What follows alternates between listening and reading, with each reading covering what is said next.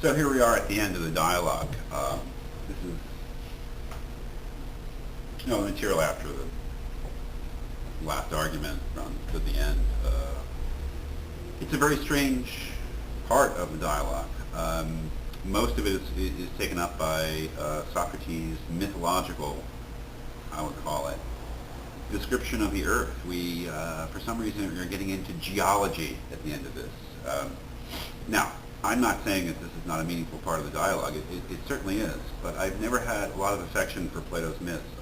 That's, I guess, a problem with me rather than with the dialogues.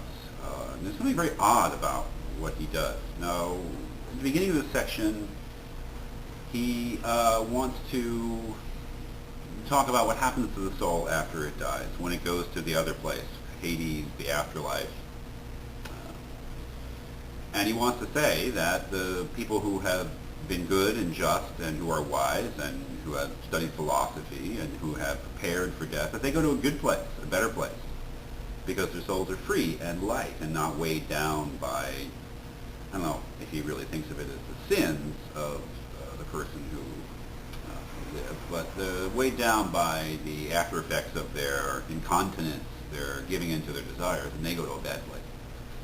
He certainly wants to say that. He wants to inspire the men around him to live good lives, to believe in the immortality of the soul, to believe that death is not the end, and to believe that there are consequences in the afterlife for how they choose to live. And he wants them to pursue a life of philosophy, which to him means a life of pursuing the truth and acting as virtuously as one knows how. And who could say that that was bad? And he himself, we could certainly find things that he says at the end of the dialogue, which lets you know that the things that he does say, his description of the earth and the rivers and the places underground and stuff like that, and even his contention that we are rewarded or punished according to how we actually live our earthly lives, that he doesn't have absolute faith in these stories and claims.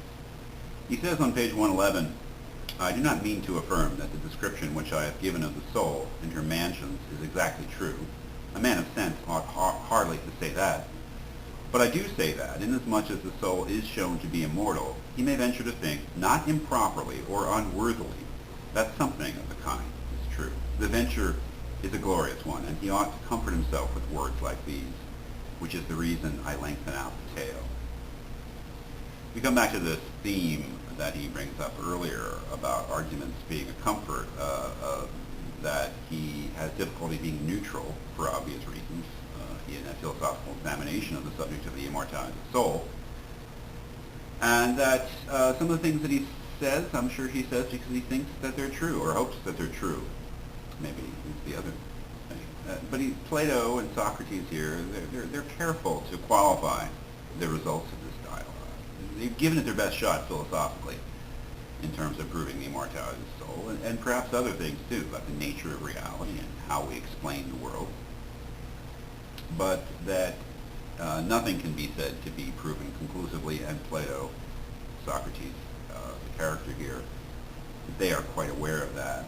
And what can you say about the end of this dialogue, which is actually portrays the death of the real Socrates as Plato chose to portray it? It is one of the most famous and dramatic things in the